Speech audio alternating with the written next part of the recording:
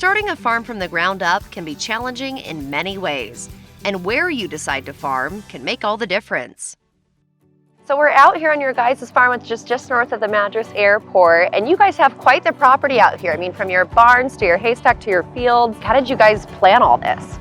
So when we moved to this property in 2017, we took over this, what we call home farm. And home farm that we're on right now is about 86 acres. Okay. The previous tenants actually made cheese. So there was really cool infrastructure in there as far as temperature controlled rooms, which was really advantageous for us.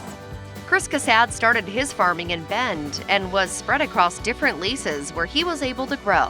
Nick and Gwen, who had Juniper Jungle, they just said, hey, if you want to come, farm our land, you can have a few acres to play around with. And he just got that farming bug, and he really built his skills out of nothing. They're cultivating a mindful approach to farming and relationship with one another. When I landed on Chris's first farm, I was planning on moving to Nashville.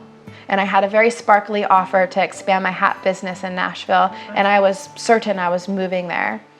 And the reason I didn't is because I fell in love with Chris, and because the farm is where I felt honestly the most like myself. And I knew it was gonna be hard. Sure. But when you find something where you truly feel like yourself, I think that's something to hold on to. And do you think that part of that was in meeting Chris and having him bring that out of you? Yeah, absolutely. We just shared this ethos that we want the work that we do here on Earth in this short amount of time to improve our community. And I think stewarding the soils that all of us depend on and growing food for our community is the best way that we can kind of help improve the health of the people and improve the health of the place that we love. Their thoughtful practices go down to the seed. When you save seeds, you're saving a seed that is climate adapted. It is something that made it through the past season, so it has an element in it that is adapted to do well in this region. So by trying to create all the nutrients here on this farm and do everything in this closed loop way, we're improving all of the resources of this place, and we're not exporting any of our impacts to another community. With the last of the harvest salad that Kate prepared, she coated the flank and bavette steaks with a dry rub before broiling it in the oven.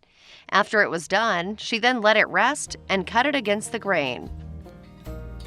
As we're getting into it, how could you describe the flavor?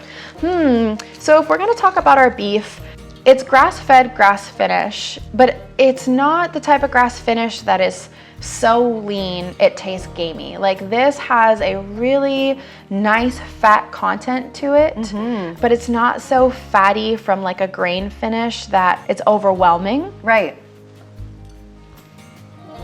I really like flank steak with chimichurri. The flank steak's delicious. Yeah, the chimichurri too. Just a nice zing on that. From steaks to roasts to bacon, ham and pork chops, you can find a wide range available. Casad Family Farms is always cycling through one circle of life or another. The pigs born on the farm will spend a year there before they're ready for market. All of our hogs are heritage breeds, and there's 3 or 4 different kind of breeds out here. We have Tamworth pigs, Berkshire, Hampshire, and some red wattle. Okay. So that's the diversity that you're seeing. And all of these breeds we have chosen for just their ability to be on pasture, to be hardy to our climate, and for their meat quality. Now, food for the animals grows over acres and acres. So this is our finishing herd. So they're all steers that we will finish for meat. And then plus, Poppy, our milk cow. Sure. And then we have another herd of cattle that is on the rangeland across the street.